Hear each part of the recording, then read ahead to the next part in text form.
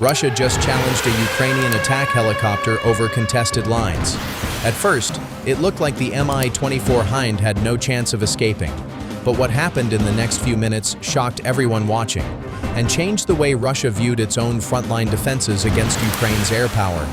At 3:12 p.m., a Ukrainian Mi-24 Hind gunship rose above the tree lines near the contact line in eastern Ukraine. It was painted in camouflage and carried a full load of 80 S-8 unguided rockets. The helicopter moved low and slow, flying deliberately within sight of Russian forward observers. To Moscow's troops on the ground, it looked like a reckless move, one they could exploit. They believed this was their chance to score an easy kill against one of Ukraine's iconic gunships. The helicopter appeared exposed, its engines leaving a visible heat plume across the horizon, the kind of signal that man-portable air defense systems, MANPADS, were designed to detect. Within minutes, Russian operators stationed just 3 kilometers away spotted the Mi-24 crossing their zone of fire. The Russian team had a 9K-38 Igla system positioned inside a dug-in fighting hole, its infrared seeker tube already warmed and ready to lock. The Igla team had been waiting for a target exactly like this. According to Russian doctrine, the operators were supposed to fire the moment a helicopter or low-flying jet entered their 5-kilometer range.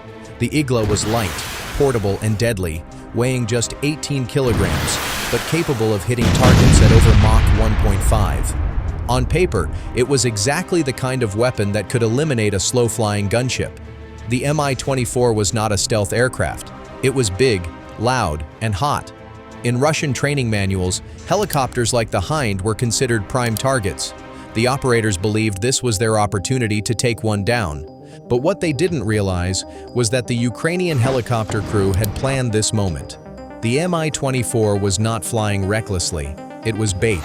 Its pilots had been briefed on Russia's patterns, on how Igla teams deployed near tree lines and riverbanks to wait for exposed helicopters. They knew if they pushed just far enough, the Russian team would reveal itself. The Hind's crew deliberately flew low, making itself visible, and then unleashing a ripple salvo of S-8 rockets across the terrain.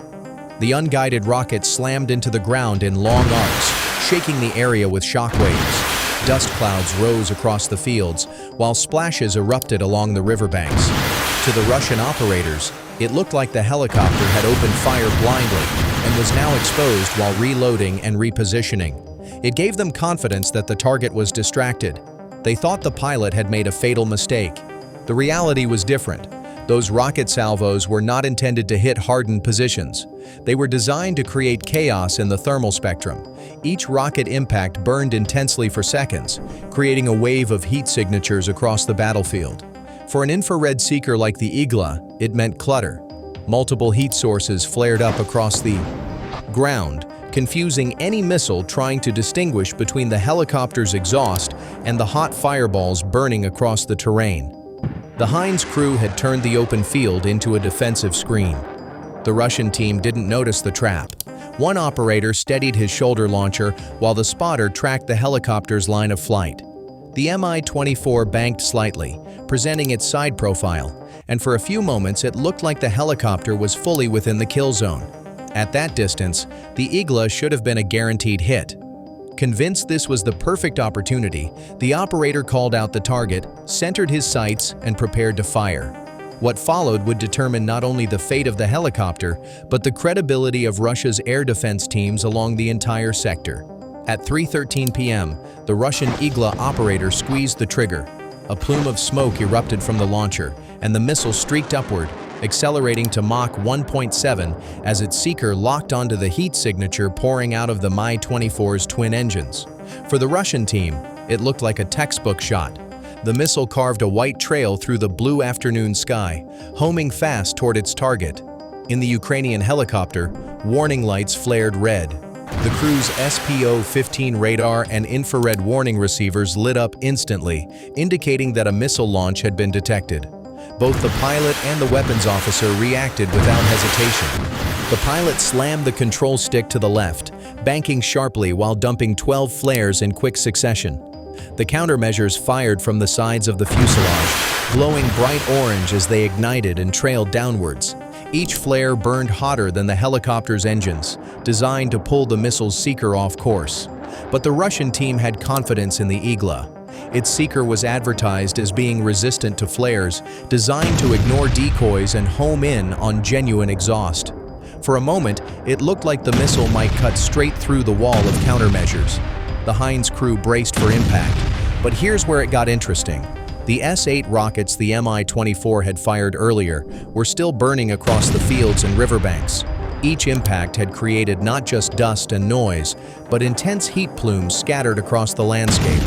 To the missile's seeker, the battlefield lit up with dozens of competing signals. The flare barrage only added to the confusion. At first, the Igla's guidance stayed true, arrowing toward the helicopter's engines. Then, halfway through its climb, the seeker began to waver. The missile veered slightly right, then left, as the thermal clutter overloaded its sensors. By the time it reached the cluster of heat signatures, it locked onto a burning rocket impact crater on the ground instead of the helicopter itself. The missile detonated in a fireball just meters above the dirt, harmlessly away from the Mi-24. Shockwaves rolled through the Russian position as they realized the shot had failed. Their ambush, meant to score a quick kill, had only exposed their location. From the air, Ukrainian signals intelligence operators monitoring the battle immediately picked up the Igla's launch plume. Thermal sensors and radio triangulation marked the origin point in less than 90 seconds. Coordinates were instantly relayed through secure channels to a nearby FPV drone unit. Unlike Russia's rigid chain of command, Ukraine's system was decentralized and digital, designed to compress decision time. While the helicopter maneuvered back into cover, Ukrainian drone operators launched a kamikaze FPV quadcopter from a hidden tree line. It skimmed low over fields, flying at treetop level to avoid detection. The drone carried a small 1.5-kilogram warhead, just enough to take out a two-man team and their equipment. By 3:18 p.m., the drone was already halfway to the target. The Russian operators, unaware of the danger above them, scrambled to relocate their position. They tried to pack up the Igla launcher and move, but the muddy ground slowed them. With no armored vehicle support, they were exposed. By 3:20 p.m., the FPV drone crested the tree line and locked onto the Russian team. Operators on the Ukrainian side guided it manually, using a live video feed. At 3:22 p.m., the drone dove straight down on the Igla team. The warhead detonated with a sharp crack, obliterating the operators and scattering their equipment across the field. In less than 10 minutes, what looked like a golden chance for Russia had turned into a fatal mistake. The helicopter was untouched, and the Russian frontline had just lost one of its rare air defense teams. By 3:25 p.m., the blast that wiped out the Igla team was already feeding into Ukraine's wider command network. Drone operators uploaded the strike footage, and within minutes, the confirmed kill was circulating among Ukrainian frontline units. What mattered most wasn't just the elimination of one launcher, it was the psychological impact. Word spread quickly. Russian manpads had been hunted down in minutes. The same bait tactic that saved the Mi-24 now became a playbook for other helicopter crews operating along the front. For Russia, the loss was more than 2 soldiers and a launcher. Manpads teams were scarce and critical. Each one required weeks of training and was often deployed in pairs to cover vulnerable sectors. With one gone, a gap opened along that stretch of front line. Ukrainian planners seized the moment. The Mi-24, still intact, climbed back into the fight. Its pilot circled wide, joined by another Hind gunship on standby. Both helicopters now had more freedom of movement. Without the threat of immediate manpads fire, they pressed deeper, providing close air support to infantry units holding a nearby trench line. Here's where things got even worse for Russia. The missile launch had exposed the position of not just one team, but the wider defense network. Ukrainian signals intelligence operators scanned for chatter and intercepted frantic Russian radio traffic. Units nearby were ordered to reposition, fearing more drone strikes. That movement created chaos. Vehicles shifted out of cover, headlights flashed, and electronic emissions spiked. Each signal was another beacon for Ukrainian sensors. At 3:30 p.m., an M142 HIMARS battery received fresh coordinates from the intelligence feed. The system was preloaded with GMLRS rockets, each capable of striking targets within 80 kilometers. Within 2 minutes, a ripple launch of 6 rockets was in the air, arcing high before diving on the Russian fallback positions. Explosions erupted across the fields, destroying supply trucks and wounding troops attempting to reinforce the Igla sector. The chain reaction was brutal. Russian commanders had intended for the Mi-24 ambush to demonstrate strength. Instead, it triggered a wave of Ukrainian retaliation. By 3:35 p.m., FPV drones were swarming the area, hunting for anything that moved. Several captured video feeds showed Russian infantry abandoning dugouts and running across open ground, prime targets for drone operators. Each strike added to the growing tally of destroyed equipment and eliminated manpower. For the helicopter crews, this was validation. The bait tactic had worked perfectly. One risky flight, designed to look careless, had drawn out an enemy launcher. The failed missile shot revealed a position. The follow-up drone strike neutralized it, and the ripple effect allowed artillery and drones to hammer everything around it. Within 20 minutes, what started as a single missile launch ended with an entire section of Russian frontline air defense collapsing.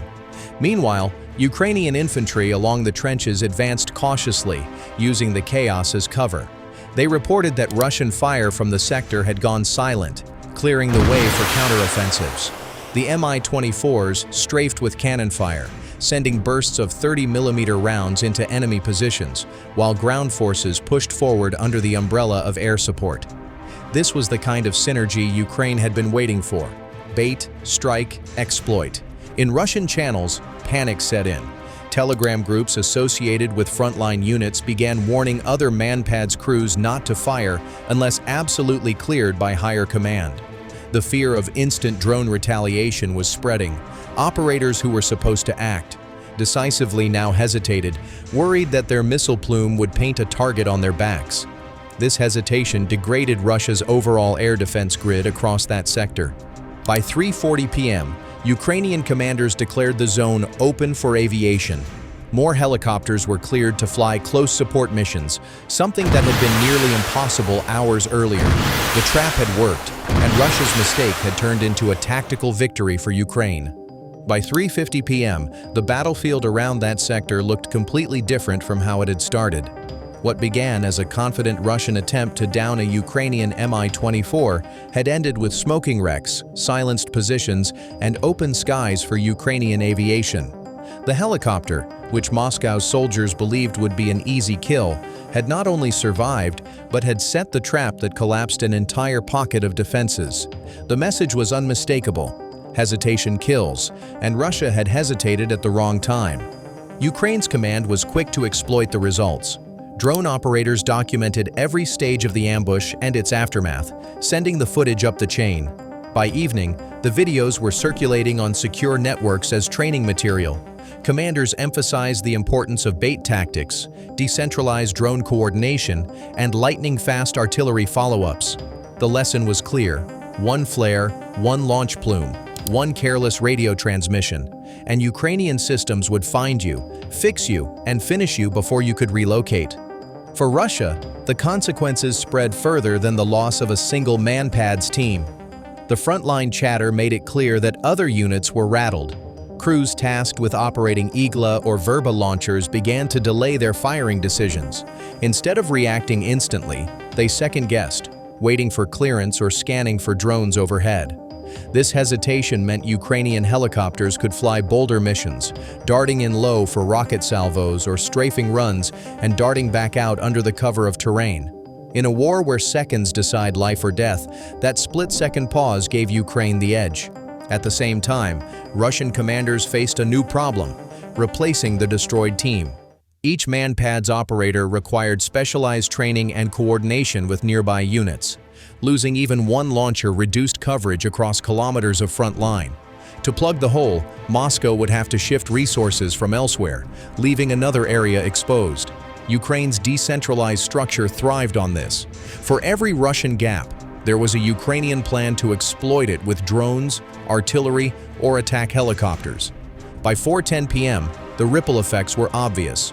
HIMARS crews reported secondary explosions from destroyed supply trucks, confirming that ammunition had been caught in the chain reaction. Drones continued to scan the fields, picking off stragglers trying to regroup. On Ukrainian radio nets, pilots and infantry passed the same phrase: "The air is ours." For once, the sense of dominance belonged not to the side with more missiles, but to the side with quicker decisions and smarter traps. The political weight of the encounter also mattered. Ukraine broadcasted fragments of the ambush footage within 24 hours, framing it as proof that Russia's much-advertised air defenses were brittle when tested by adaptive tactics. The narrative was powerful. Russian troops had tried to hunt a helicopter, failed, and instead triggered their own destruction. International observers noted how effectively Ukraine combined old Soviet hardware with modern Western intelligence and drone warfare. It wasn't just a battlefield win, it was a public demonstration of ingenuity under fire. For Russian soldiers still in the trenches, the takeaway was grim. Firing a missile at a helicopter, once seen as a quick route to a medal, now looked like a death sentence. Each trigger pull risked exposing them to drones, artillery, and counterstrikes. That kind of fear eroded confidence and discipline, making units slower and less aggressive. For Ukraine, that hesitation was as valuable as destroying tanks or artillery. It meant freedom to maneuver in the skies. By 4:20 p.m., the Mi-24 that had baited the trap returned to base, its fuselage scorched from near-miss fragments but fully operational. The pilot's report was blunt. Enemy fired. Enemy destroyed. Air clear. In less than an hour, Ukraine had not only survived a Russian ambush, but turned it into a victory that rippled across the entire sector. The final message was clear for both sides. For Russia, every shot carried the risk of swift annihilation. For Ukraine, bait worked, drones struck fast, and control of the skies was now within reach.